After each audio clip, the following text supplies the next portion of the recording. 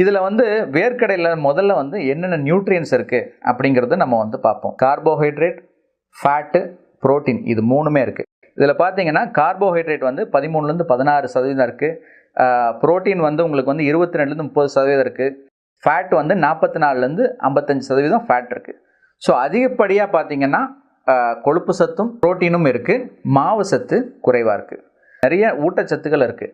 Vitamin B1, vitamin B3, vitamin E, இந்த மாதிரி vitamins நிறையா இருக்குது. அதே போல் மினரல்ஸ் வந்து உங்களுக்கு வந்து மெக்னீஷியம், பாஸ்பரஸ், காப்பர், இந்த மாதிரி மினரல்ஸும் இருக்குது. இதெல்லாம் வந்து நம்ம உடல் அமைப்புக்கு தேவையான ஒரு சக்திகள். ஃபேட் அதிகமாக இருக்கிற கான்செப்ட் எடுத்துக்குவோம். இதில் ஃபேட் அதிகமாக இருக்கிறனால இது சாப்பிட்லாமா, சுகர் இருக்கவங்க, ஹார்ட் ப்ராப்ளம் இருக்கவங்க சாப்பிட்லாமா, இந்த கேள்வி எல்லாத்துக்கும் இருக்குது. 70% வந்து நல்ல கொழுப்பு. அப்போ இதை சாப்பிட்லாமா? கண்டிப்பாக சாப்பிட்லாம். எந்த நேரத்தில் சாப்பிட்லாம்? Mid morning, evening